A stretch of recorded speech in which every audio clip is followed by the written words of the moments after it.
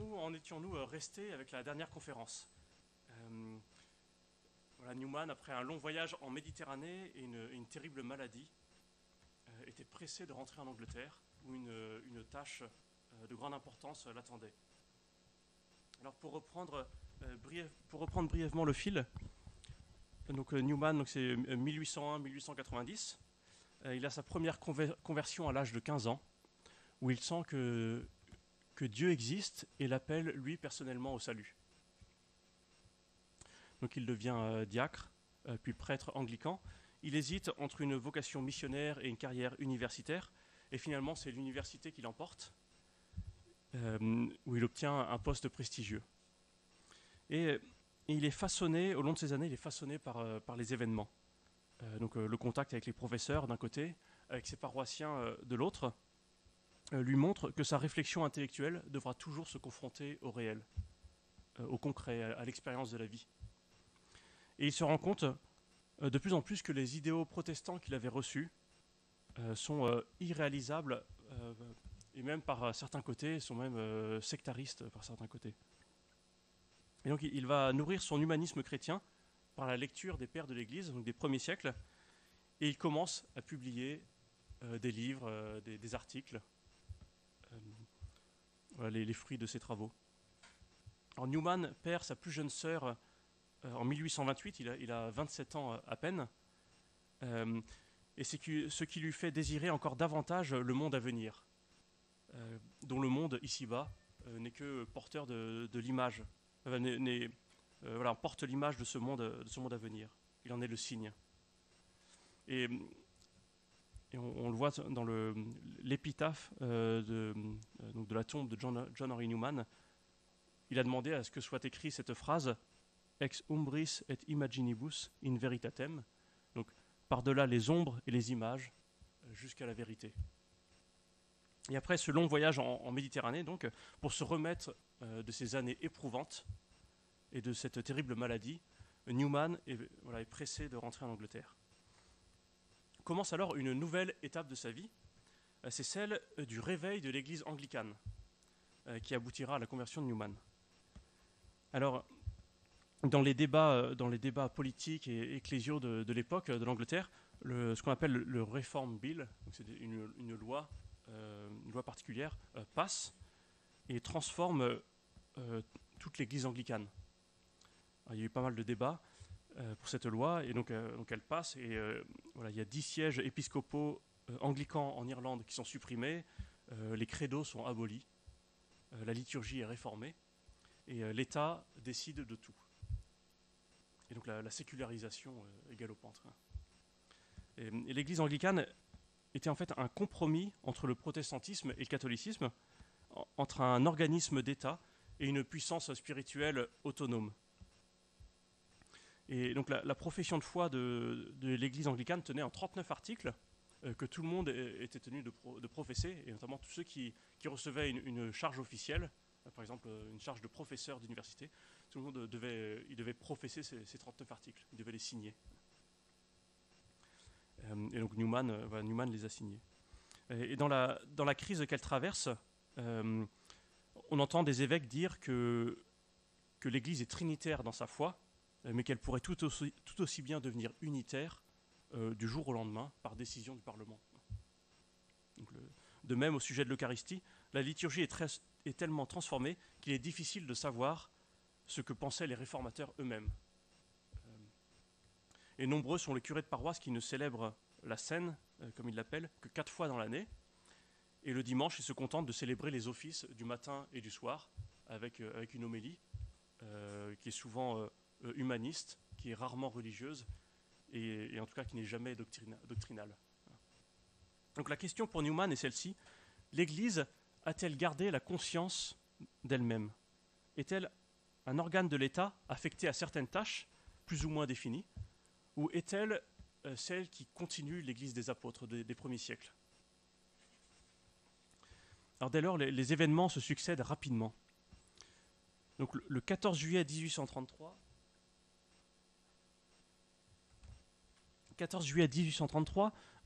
John Keble, donc un ami de Newman, donc un universitaire comme lui, donne un sermon pour l'ouverture d'une session d'assises, comme ça se faisait à l'époque. Et le titre est provocateur, l'apostasie nationale. Et deux idées sont développées dans ce sermon. Il dénonce l'injustice de l'État et il invite à une prise de conscience de l'Église pour qu'elle redécouvre sa véritable nature et sa mission. Et donc la conclusion n'était pas un appel à une lutte contre l'État, mais un appel à redécouvrir l'idéal apostolique. Donc ça, c'était en juillet, le 14 juillet 1933. Le 25 juillet 1933, Newman, avec certains amis, organise une conférence dans un presbytère pour organiser la défense de l'Église. Alors la réunion est un échec, parce que les sensibilités étaient trop différentes parmi tous ceux qui avaient été invités. Et de l'avis de Newman, ce n'est pas sur des comités que viendra la transformation de l'Église, mais cette transformation viendra par des influences personnelles soutenues par des foyers de culture comme l'université d'Oxford. Et donc c'est sur cette influence personnelle que Newman veut conduire ses étudiants à la sainteté.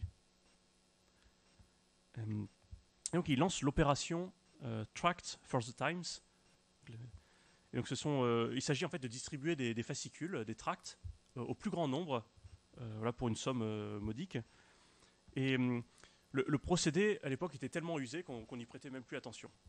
En fait, c'était le procédé utilisé par les évangéliques zélés qui distribuaient des tracts à tout va. Et alors Newman profite de ce procédé pour lancer ce mouvement. Il souhaite que les tracts soient anonymes, afin d'éviter les préjugés hâtifs et disqualifiants. Et donc il rédige lui-même les 3 premiers, et il se fait aider après par ses amis pour les suivants. Et il les distribue partout où il peut, avec l'aide de son réseau d'amis et de toutes ses connaissances. Dans toute l'Angleterre, on commence à lire ces tracts. Alors le premier tract montre que l'Église est en danger. Et donc il invite le clergé à faire bloc autour des évêques pour retrouver en eux les successeurs des apôtres. Et à cette époque, il croit que la succession des évêques anglicans est ininterrompue avec la succession des évêques depuis les apôtres. Et donc il fait réfléchir les prêtres sur leur vocation, sur le sens de leur ministère, le mystère confié par le Christ. Et Newman raconte qu'en lisant le premier tract, un évêque se trouva incapable de décider s'il croyait ou non en la succession apostolique. C'est dire l'état de l'Église à l'époque. Le deuxième tract considère l'Église comme corps du Christ et non comme une fonction de l'État, comme un service de l'État. Et le troisième dénonce toute la modification liturgique demandée par l'État. Alors l'opération est un franc succès. En peu de temps, on ne parle plus que de cela dans toute l'Angleterre. Le but est atteint, réveiller les esprits, ranimer les cœurs et amener l'Église à réfléchir sur sa nature. Le mouvement tractarien, comme on l'appelle, est appelé aussi mouvement d'Oxford. Le mouvement démarre. Et Newman est loin d'imaginer jusqu'où cela le mènera. Alors nous sommes en 1833. La suite se décompose en 2 phases. La première va jusqu'en 1839, où Newman porte un très fort espoir de renouveau dans l'Église anglicane. Et la seconde période court de 1839 jusqu'à sa conversion en 1845. Et donc 1839, c'est le moment où il aura un premier doute sérieux sur l'Église anglicane elle-même. Alors pour renouveler l'Église, renouveler un peu l'Église pour qu'elle redécouvre ses racines, Newman donne tout un ensemble de conférences théologiques dans sa petite église de St. Mary's, donc c'est sa petite église sur l'université d'Oxford, et il s'applique à justifier la réforme anglicane, donc la réforme du XVIe siècle. Et cette réforme, elle devait ramener l'Église catholique et apostolique à la pureté de ses origines. Et elle n'est séparée de Rome que pour mieux retrouver les origines qui avaient été perdues, les origines de la tradition catholique. Et donc la jeunesse d'Oxford s'enthousiasme pour ce programme. Newman leur proposait de prendre part non pas à un système statique déjà mort, enfin tout un organisme qui qui ne menait à rien, mais il leur propose d'œuvrer à une refondation pour retrouver un catholicisme authentique, exempt de tout le libéralisme qui se développe à l'époque. Alors l'objectif est de développer ce qu'ils appellent la via media.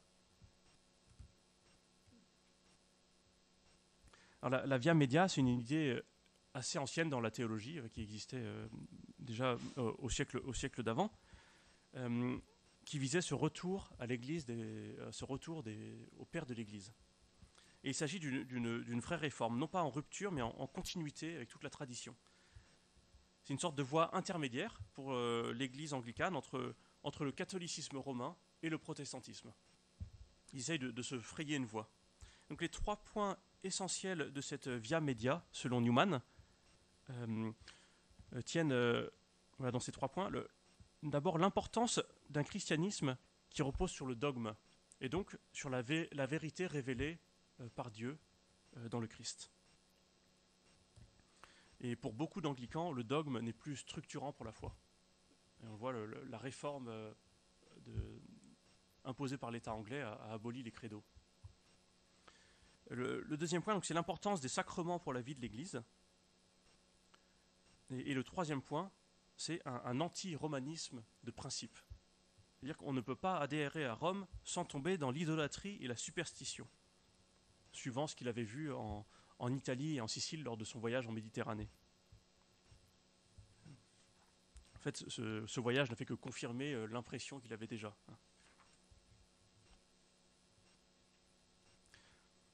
Et donc se déroule une décennie de grande effervescence. Les débats sont intenses. On accuse ceux qui rédigent les tracts, on les accuse de fanatisme, de jésuitisme. Alors je passe sous silence nombre de personnes qui participent à ce mouvement, pour ne pas encombrer l'exposé. Mais voilà, plus le temps passe, plus Newman doit se rendre à l'évidence, la via media est dans une impasse. Mais chacune prise à part, les 3 convictions demeurent, chacune des 3 convictions de la via media. Alors que faire? Il n'est pas question d'aller à Rome. Pourquoi? Car Newman est influencé par 3 facteurs. D'abord, il a reçu une éducation protestante, traditionnelle, anglaise, vraiment, vraiment typique. Ensuite, les contacts qu'il a pris avec le catholicisme méditerranéen l'ont confirmé dans ce qu'il pensait, que du côté de Rome, il y a de la superstition, de l'idolâtrie. Et puis, troisièmement, le spectacle qu'il observe de la politique des catholiques irlandais et anglais le décourage de ce côté-là. En fait, il a remarqué que les catholiques anglais et irlandais étaient prêts à trahir leur foi chrétienne pour obtenir des avantages matériels. Ils étaient prêts à toutes sortes de concessions. Mais malgré l'impasse dans laquelle le mouvement se trouve, le plus beau fruit que l'on peut constater, c'est un renouveau dans le désir de la sainteté, dans la ferveur religieuse, chez beaucoup de personnes, et notamment chez les jeunes. Alors, où est la véritable Église, se demandait Newman. C'est celle qui exige et qui produit la sainteté. C'est celle qui prêche un christianisme surnaturel, ascétique, et qui prêche une obéissance sans réserve à la volonté de Dieu. Une Église exigeante. Alors Newman traduit cela après dans sa paroisse. Donc il est curé de St. Mary's. Et il rétablit la célébration publique et quotidienne des offices du matin et du soir. Normalement, c'était que le dimanche, mais alors lui, il le rétablit tous les jours de la semaine. Et puis, il célèbre aussi plus fréquemment le service eucharistique.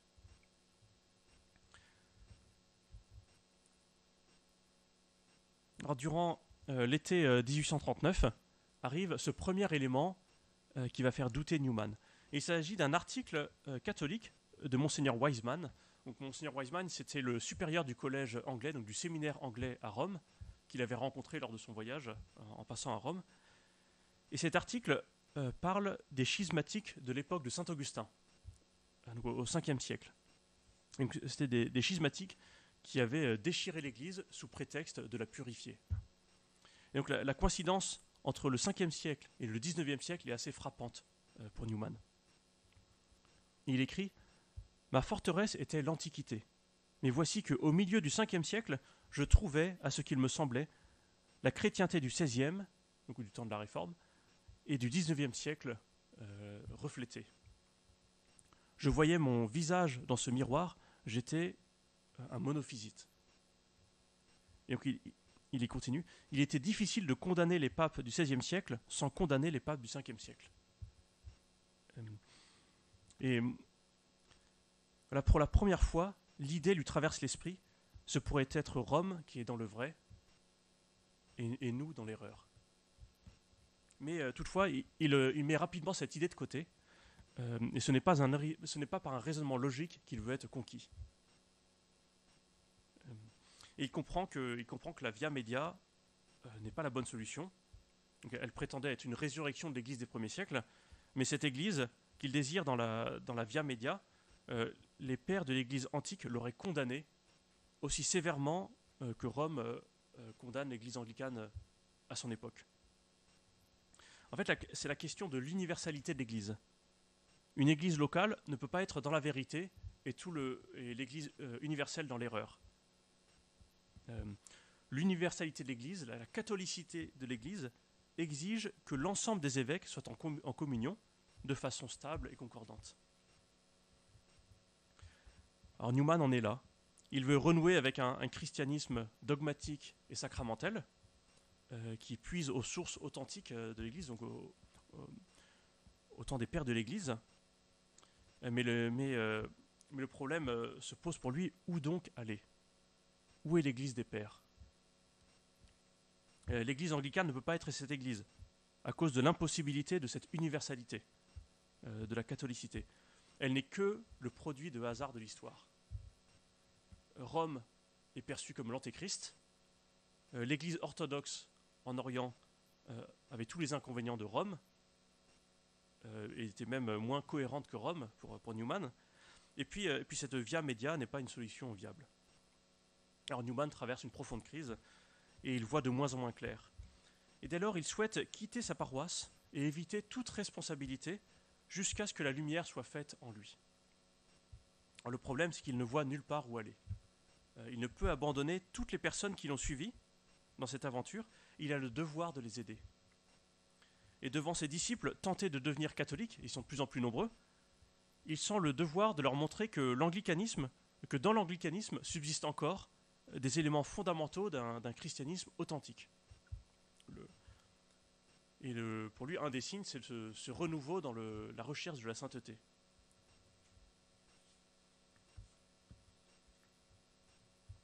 Alors, en février 1841, un nouveau rebondissement survient.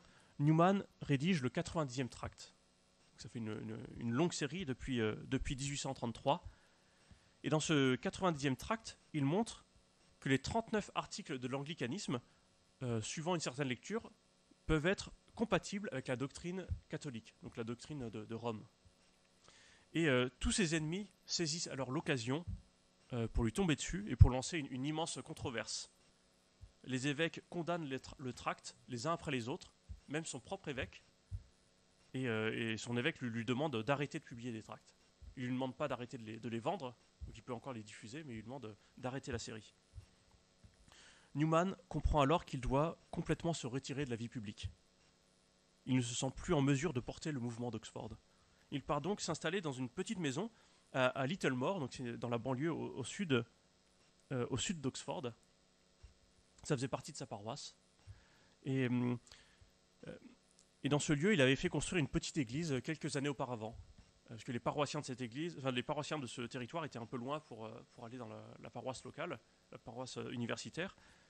Et donc il avait fait construire une petite église, et notamment sa mère avait particulièrement contribué pour financer cette église. Et donc il s'installe là-bas, dans cette maison. En fait, ce sont deux petites maisons avec quelques fidèles, et il s'installe dans une retraite quasi monastique. Donc il prie, il lit, ils sont en silence jusqu'à l'heure du thé. Et Newman continue à écrire beaucoup de lettres à tous ses amis. Et notamment, il écrit à tous ceux qui seraient attirés par Rome, et il tente de les empêcher d'agir avec précipitation. Il est nécessaire que ses fidèles voient les choses en paix devant Dieu et qu'ils n'agissent pas sur un coup de tête par une réaction de sensibilité, par une attirance romantique irréfléchie. Et alors, plusieurs se convertissent. Le propre beau-frère de Newman se convertit sans que Newman ait été mis au courant, sans même qu'il ait pu le raisonner. Et donc après le tract 90 de 1841, que reste-t-il des trois principes de la Via Media? Alors les deux premiers tombent à cause de la condamnation des évêques. L'Église anglicane ne pouvait pas être la continuatrice de l'Église fondée par le Christ. Un autre élément vient enfoncer le clou. Donc c'est une histoire qui traverse toute l'Angleterre à ce moment-là. C'est que l'Église anglicane veut créer un évêché anglican à Jérusalem. Comme voilà, Rome avait son évêque latin à Jérusalem, les orthodoxes avaient leur évêque à Jérusalem, les anglicans veulent aussi leur évêque à Jérusalem, mais alors pas uniquement pour les anglicans, mais aussi pour regrouper tous ceux qui ne se retrouvent pas dans l'église latine ni dans l'église orthodoxe. Donc les monophysites, voilà, toutes sortes d'églises chrétiennes, schismatiques pour la plupart, et cet évêché veut regrouper tous ces fidèles. Et alors cela montre une fois de plus que l'église anglicane ne tient plus à aucun credo, que le dogme est complètement tombé. Alors Newman avance dans le brouillard, mais il reste quand même une chose. Et c'est la plus profonde et la plus importante qui montre que l'Église anglicane n'avait pas tout perdu. Et cette chose, c'est la sainteté dont nous avons déjà parlé. Newman avait beaucoup d'exemples parmi ses amis, parmi ses proches, de cette ferveur qui animait les âmes, cette ferveur religieuse. Et c'est ce fruit de sainteté qui retient encore Newman dans l'Église anglicane. Il reconnaît que ces fruits existent aussi à Rome, même s'il reproche à Rome une piété peut-être un peu déréglée. Voilà, il reconnaît qu'il y a de véritables fruits de sainteté. Il avance pas à pas dans ce brouillard, il prie beaucoup, il étudie, il continue à écrire des lettres, et il commence à écrire toute une série de livres sur la vie des saints anglais. Et il jeûne, voilà, il attend peu à peu que la lumière se fasse, que le Seigneur lui réponde. Et dans la tourmente du tract 90, en 41, un catholique irlandais, le docteur Russell, était venu lui rendre visite. Alors il l'avait accueilli un peu froidement. Et puis cet Irlandais, qui était responsable d'un séminaire, qui était sans doute prêtre, lui avait demandé de prier pour la réunification de l'Église, pour l'unité de toute l'Église. Et alors Newman avait tout de même été touché par cette démarche, qui était profondément sincère, profondément honnête. Et donc il reste en contact avec ce docteur Russell, et puis il lui demande de lui envoyer des livres catholiques pour pouvoir les étudier. Il demande de lui envoyer des vies de saints, notamment Saint Alphonse de Liguori. Et dans ces vies de saints, il comprend qu'il n'y a pas tout ce débordement, toute cette idolâtrie auquel il pensait. Il se rend compte que ces vies sont tout à fait belles à lire et tout à fait justes. Et donc ces arguments contre l'Église catholique commencent à tomber peu à peu. En septembre 1843, il démissionne officiellement de sa charge de curé, donc de curé de St. Mary's. Et il prononce son dernier sermon sur la séparation des amis. Donc il y a pas mal de ses amis qui se réunissent à ce moment-là, en septembre 1943. Et puis après avoir remis sa charge, il sent qu'il ne peut plus accomplir sa charge, et il ne veut plus percevoir son bénéfice aussi pour sa charge. Et donc il se retire toujours dans sa retraite à Littlemore. Il reste là avec quelques personnes qui l'entourent. Et, mais paradoxalement, lui qui voulait se retirer de la vie publique, il attire de plus en plus de personnes. Et donc ce sont surtout des curieux qui viennent voir ce qui se passe à Littlemore. Ils se disent mais qu'est-ce qui peut se passer là, alors que les monastères n'existent plus en Angleterre. Voilà, qu'est-ce qui peut bien se passer ici? Alors Newman proteste pour tout cela. Il a vraiment besoin d'être dans la paix à ce moment-là, d'être éloigné de l'agitation des médias. Et peu à peu, la lumière se fait. Newman comprend objectivement qu'il doit rejoindre l'Église. Donc le 9 octobre 1845, un passionniste italien qui œuvrait au retour du catholicisme en Angleterre arrive à Littlemore. Et donc c'est le bienheureux Dominique Barberi. Alors je vous lis le récit qu'en fait Louis Bouillet. Ce soir pluvieux d'octobre, arrive le père Dominique, fourbu, trempé jusqu'aux os, comme s'il se séchait au coin du feu. Le religieux vit entrer une silhouette mince qui se voûtait légèrement, donc Newman, un visage creusé par de longs jeûnes, de douloureuses recherches, mais surtout pâli par l'émotion. 3 quarts d'heure plus tard, Newman, étourdi par le dénouement subit, sortait en chancelant du petit oratoire où le père venait d'entendre sa confession avant de l'admettre dans l'église qu'il avait enfin reconnue pour l'unique église.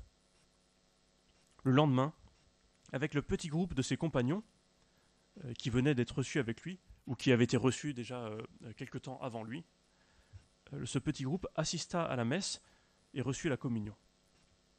L'événement si longtemps attendu des uns et redouté des autres s'était produit. L'Église d'Angleterre perdait sans retour celui qui avait fait plus que personne pour lui rendre la vie. L'Église catholique accueillait enfin celui qui depuis si longtemps l'avait salué comme sa mère. Newman écrit plusieurs lettres ce jour-là.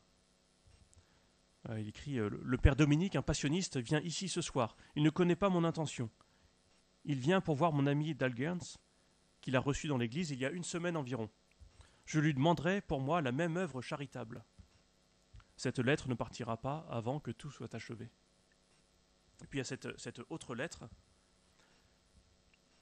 Donc j'attends ce soir le père Dominique, ce passionniste qui a été depuis sa jeunesse conduit à se préoccuper plus spécialement et d'une façon plus directe d'abord des pays nordiques puis de l'Angleterre.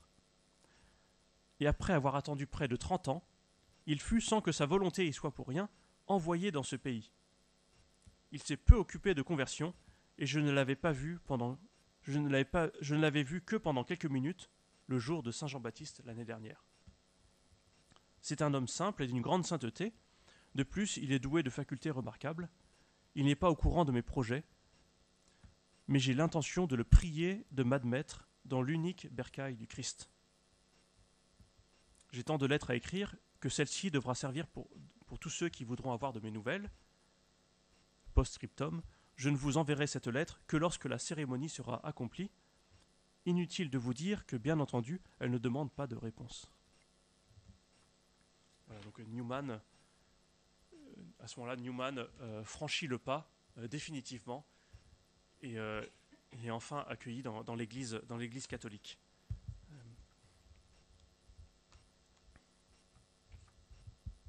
Alors sur ce passage dans l'Église catholique,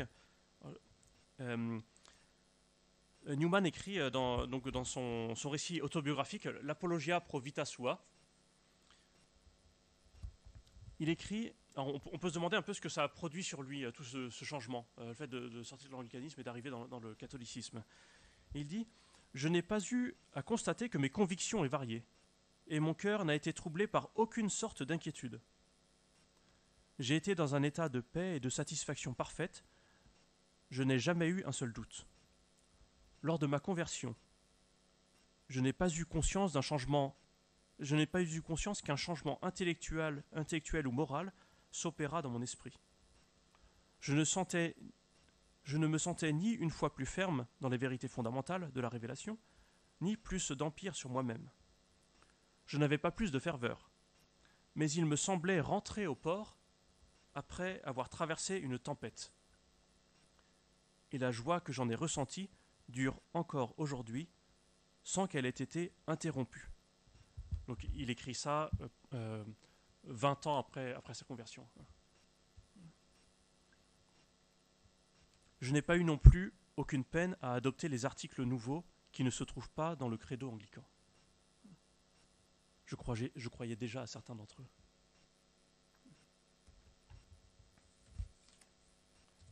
Voilà, alors je vois le temps qui avance.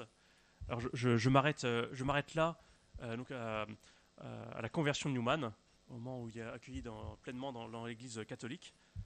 Et donc je réserve la suite pour les autres, pour les conférences à venir.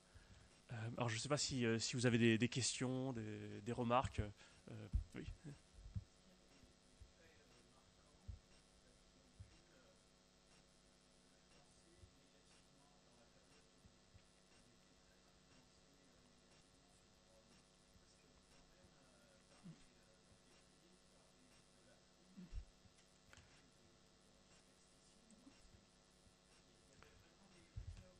Alors, donc donc ça c'était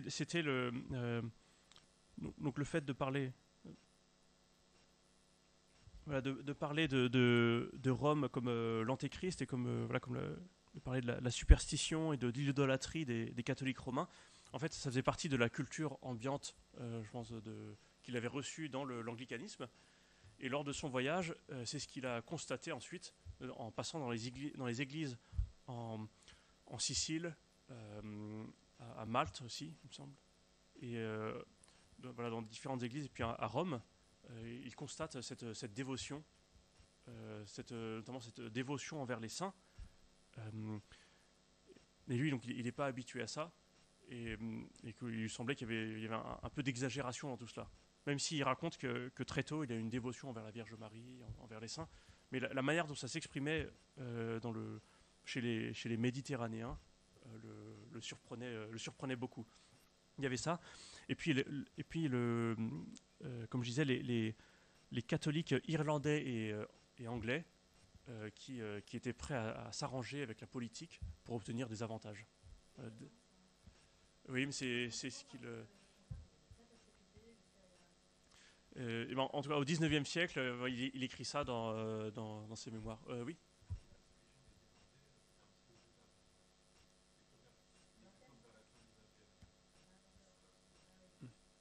Ouais,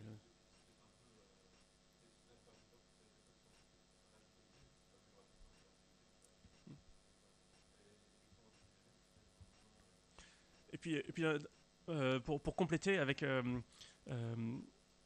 un peu ce faste et un peu tous ces éléments un peu étonnants dans le catholicisme romain. En fait, Newman se dit à un moment, il se dit, en fait, les pères de l'Église, donc Saint Léon le Grand et puis d'autres saints des premiers siècles, en fait, ils vivaient aussi de ça déjà. Euh, c'était déjà, d'une certaine manière, c'était déjà présent à cette époque-là.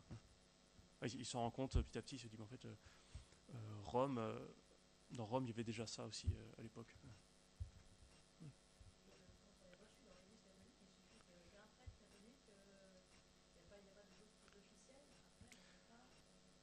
Euh, alors, euh, alors en fait, oui, il était donc Newman était prêtre et diacre, enfin diacre et prêtre anglican, mais les ordres ne sont pas reconnus dans l'Église catholique. Et donc des enquêtes ont montré que la succession apostolique avait été rompue et donc les ordinations ne sont pas valables, elles ne sont pas valides. Euh, et donc il a été réordonné, enfin ordonné tout court. Il a été ordonné à Rome, euh, diacre puis prêtre. Est-ce qu'il a été baptisé? Non, je pense qu'il n'a pas été rebaptisé. Il faudrait que je vérifie, mais je pense qu'il n'a pas été. Oui, le baptême est reconnu. Oui. Alors, alors non, alors j'ai plus la date exacte, mais c'est peu de temps après. Et en fait, assez rapidement, il va à Rome et, euh, et il se demande un peu du coup quelle va être sa tâche, quelle va être sa mission. Et donc il va chercher un peu dans différentes communautés quelle sera sa place. Et finalement, il comprend qu'il doit retourner en Angleterre et qu'il doit y fonder un oratoire sur le modèle de Saint-Philippe Néri. C'était la formule la plus adaptée pour lui, la plus souple, la plus pratique pour lui, pour y développer son apostolat, sa mission.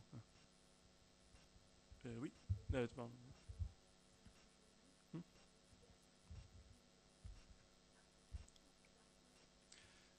Alors, non, je pense qu'il a eu un premier contact avec Saint-Philippe Néri, je pense, avant.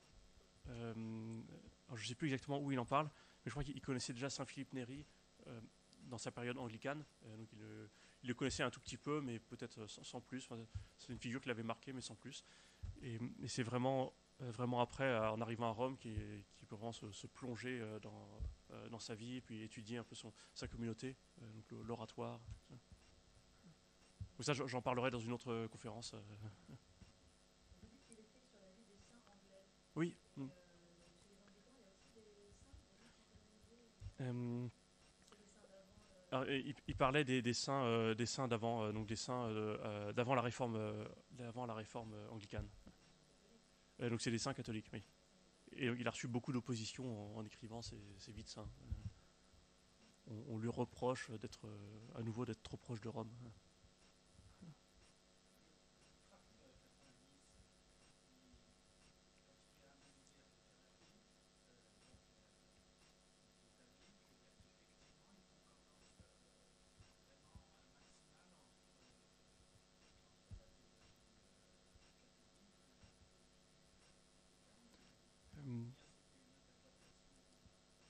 Alors, je pense que dans le tract 90, je pense il prend donc le texte des 39 articles et je pense qu'il l'interprète peut-être en tirant un peu, en disant que voilà, il y a une manière d'interpréter tel article en disant voilà, que c'est compatible avec le catholicisme, avec le credo. Mais alors sans doute que les articles eux-mêmes sont incomplets dans l'expression du dogme.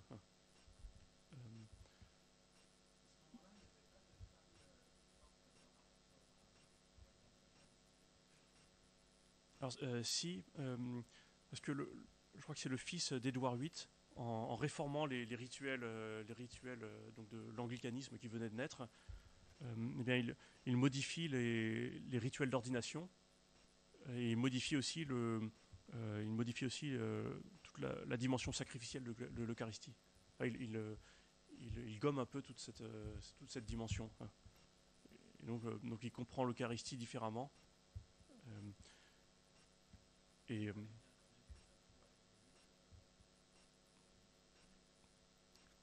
oui, mais en fait, il avait étudié toute l'Église des pères de l'Église des premiers siècles et, et déjà, alors, il en parle après. En fait, oui, il avait eu une évolution peu à peu. Il avait redécouvert notamment le credo de saint Athanase. Il avait redécouvert un peu tous les credos des premiers siècles. Et il se demandait comment pouvoir les retrouver dans l'église anglicane. Il dit que s'il ne les retrouvait pas dans l'église anglicane, c'est que l'église anglicane avait perdu quelque chose.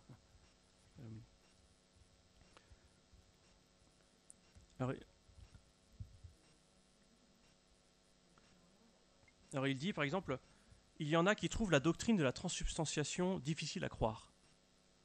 Je n'y ai pas cru moi-même avant d'être catholique, mais je n'eus aucune difficulté à y croire dès que je fus persuadé que l'Église catholique romaine était l'oracle de Dieu et que d'après ses déclarations, cette doctrine fait partie de la révélation originelle.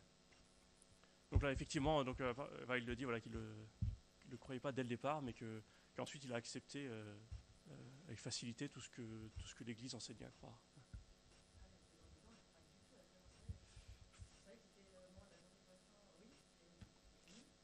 Alors je pense que ça dépend beaucoup, je pense, des églises anglicanes.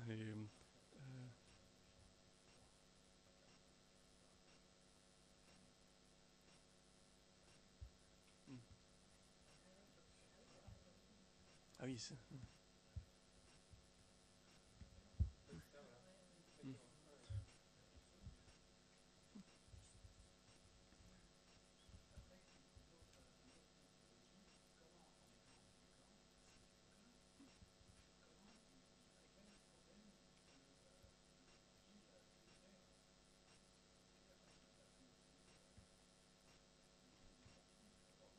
Oui, sur la primauté du pontife. Ouais. Bonne, bonne question. Alors ça, je pense qu'il faut remonter au moment de la Réforme. Euh,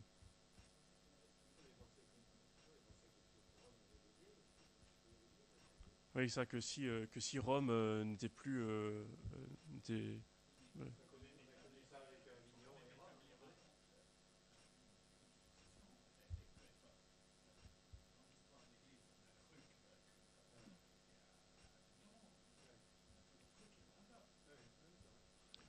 Alors peut-être qu'il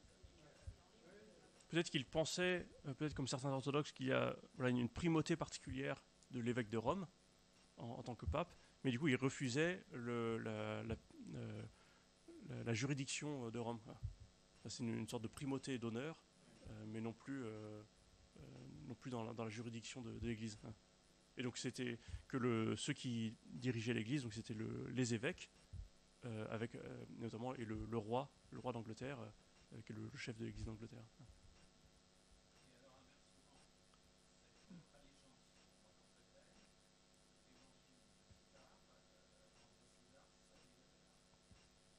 Bonne question, ça je l'ignore. J'en ai entendu parler, oui, mais je ne l'ai pas lu entièrement.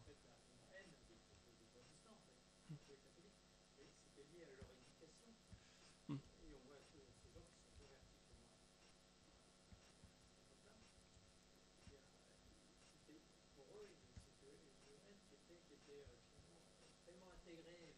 Hmm.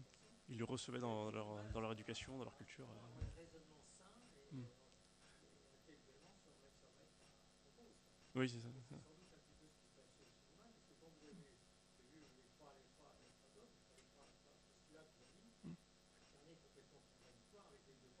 Oui, oui, oui, de base, on comprend quelque chose.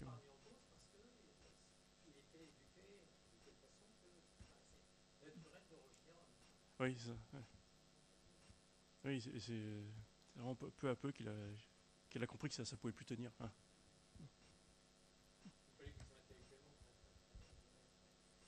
Ah oui, mais oui, oui, ça, il est.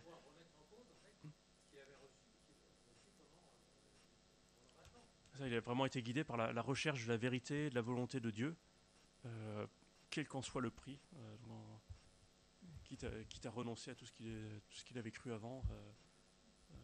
C'est admirable, ça.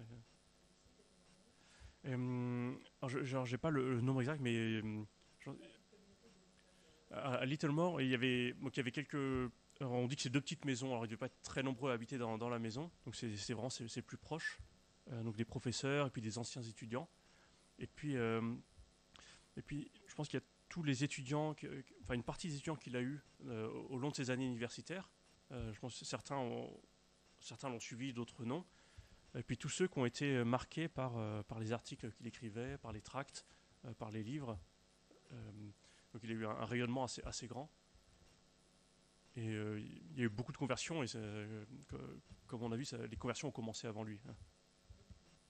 Et lui, au contraire, même une fois devenu catholique, bah, il continuera à retenir ses amis en disant bah, réfléchissez bien. Hein. Faites-le vraiment en conscience et non pas sur un coup de tête, non pas voilà, pour faire comme j'ai fait, mais soyez vraiment sûr de ce que vous voulez. Hein.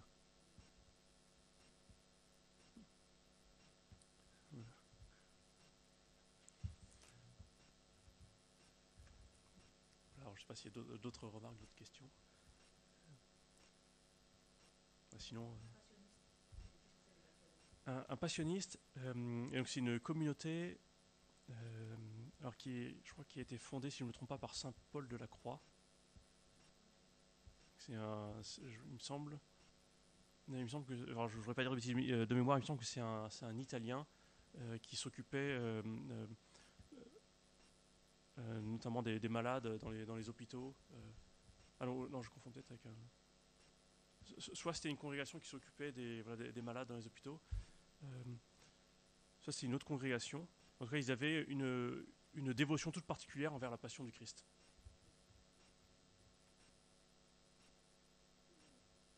Et voilà, cette croix.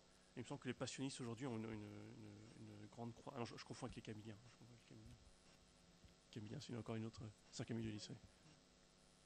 Les passionistes, donc c'est voilà, cette communauté qui avait une dévotion particulière pour la passion du Christ.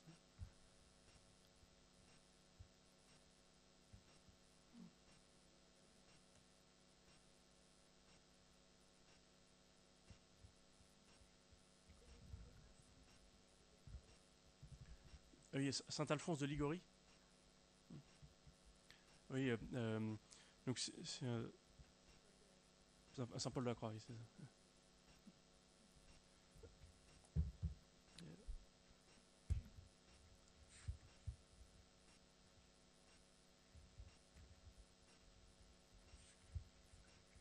Alors, je sais pas si je l'ai.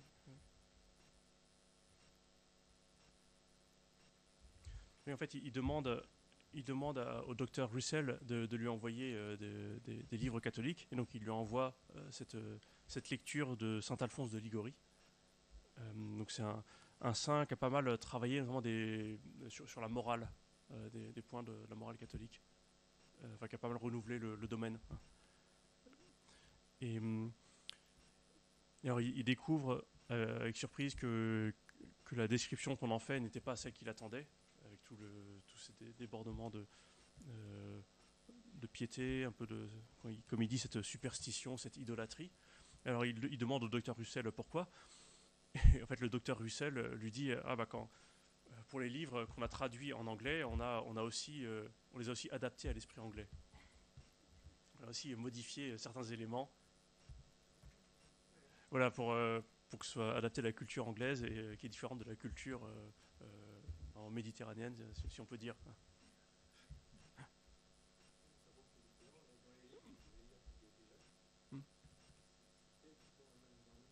Oui, c'est des livres.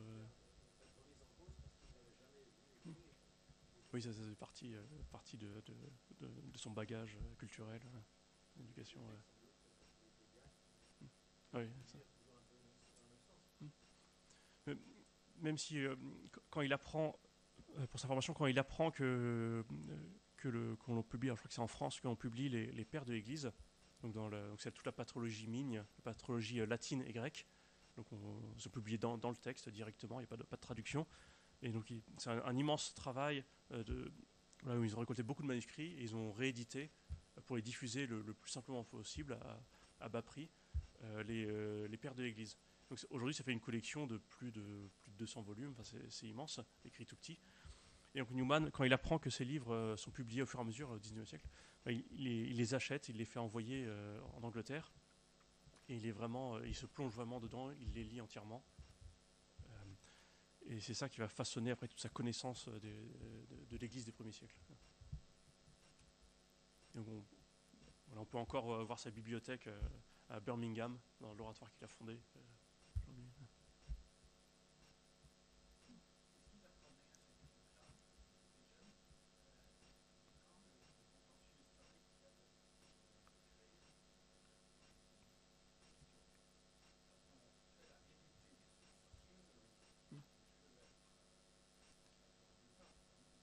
Oui, alors c'est vrai que de notre point de vue, oui, comme ça, en ayant toute l'histoire comme ça, mais je pense que eux,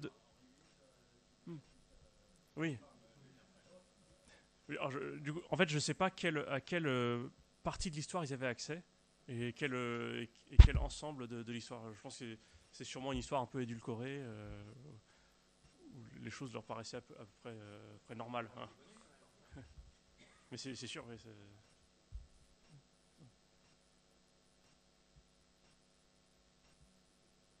ou alors, voilà, peut-être qu'ils connaissaient l'histoire, mais ils se disaient que c'était normal, que c'était peut-être un des mauvais côtés de l'histoire, mais euh, que cela n'invalidait pas l'Église anglicane.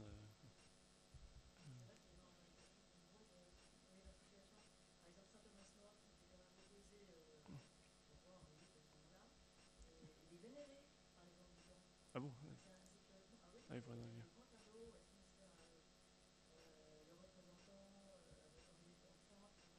Donc il a été réhabilité plus tard, sans doute. Ouais. Ah oui, c'est surprenant. Bon, merci à vous. Donc, bonne soirée à vous. Merci. Et puis voilà, puis à la prochaine fois, j'espère.